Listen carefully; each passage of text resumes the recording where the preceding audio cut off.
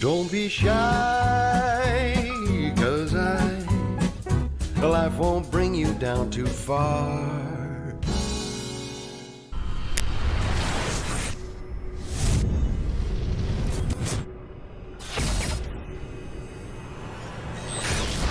This is KUGAN CASSIUS for Rifle TV in association with MTK Global. Fight 1 of Fight Week 1 at Matchroom Fight Camp has just been completed. Victorious Jordan Gill, a very jubilant looking Dave Coldwell.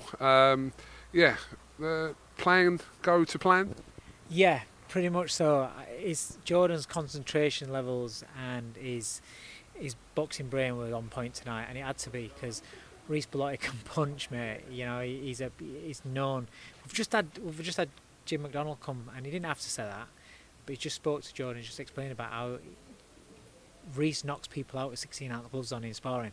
You know, knocks them out. He's a world level, world class puncher, and that's the respect that we gave him before the fight. And Jordan had to keep it simple, had to keep it skillful, nullify whenever Reece got into danger zone, because you don't give a puncher of that sort one split second. You know, one shot can just turn the fight around completely.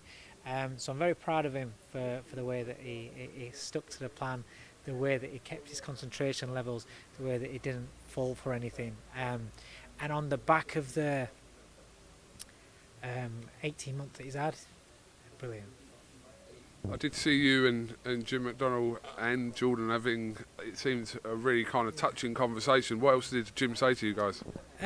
Just he really rates Jordan. He thought he was absolutely brilliant. I think his boxing skills, his defence, he thought he was brilliant. You know, Jim's been around and, you know, he's created world champions, and, you know, he's had skillful fighters like your James Gales and people like that. And he was really appreciative of Jordan's skills, and, you know, I'm very proud of him. I'm buzzing. I'm really happy. Extremely credible name now on Jordan's record to add to whoever else's fought, but in Reece Bellotti. But who's next? I did ask him earlier. He wants to maybe take that step up to European level now. We've been after the European title for a while. That was the path that we wanted to go down. And so, you know, that's the path that, as far as I know, you know, I spoke with Eddie about, and now I think Eddie will give him that was a big thing for him. He's had a nightmare time, you know. People write him off after the Tinoco fight. You know, he was ill in that fight. But he made the wrong decisions, and that's what I always said. And I always trekked this fight, and ever since that fight, I said, you know, it's not a case of we just think, oh, he only lost because of that. Don't worry about it. He made wrong decisions. We worked on improving, worked on the whole package as a fighter, and then for him to fall ill and to have the issue that he had, I didn't think he was going to box again. So you don't understand how much pressure's off with that win. Honestly, I'm over the moon. We're always used to seeing you emotional around your fighters because we know it means so much to you as well. Oh, fucking hell. Just because I know what it means to him. It's just that I know what it means to him. Oh, mate. Yeah. It's all right, yeah. He's had a torrid time. It's been really hard, and you know, these are family. You know, it's not just my fighter. It's family, and when they're under it, I feel under it, and that was a lot on him. Plus coming out, I know it's great. It looks great with all the setup and everything. But it was weird. It was weird walking to the ring. I tried to mimic it in sparring. You know, no music, no nothing. I tried to say that, you know, this is how it's going to be. But you can't say to him what it's going to be until they experience it. But he handled it really well. Do you know that guy as well? His dad's the nicest person you'll ever meet. It's just been so hard. And, you know, I've seen your fighter get written off. He was ill. He was a fucking idiot for not telling me he was ill.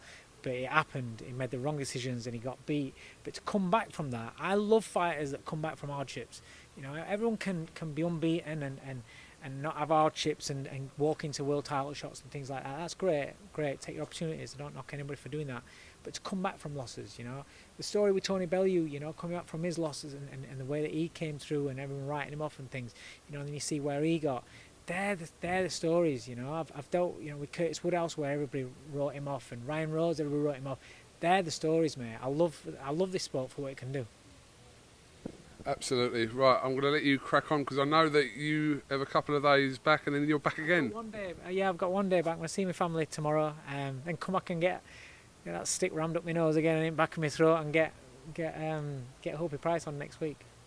Come on, Dave, this is what we live for. It is, mate, it is. And do you know what? I've got to say, listen, it's not kissing arse, it's saying what it is.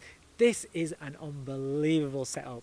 You see little clips on Instagram and stuff like that, and then you come here and you just see it and you think, fucking hell, you know, it's unbelievable what I've done. And you know, I'm proud for Jordan. I'm proud as a coach to have a fighter on this fight camp series. Never mind having the fight that kicks it off. So yeah, it's brilliant. Dave Coldwell, congratulations, great win for Jordan, and yeah, we'll definitely catch up with you again in this bubble we're going to be in for the foreseeable future. See you next week. Thanks a lot for everybody for support and for the comments and things like that, and supporting Jordan and throughout his career. Appreciate that. Thank you. Top man, thank you very much, Dave Coldwell. Cheers.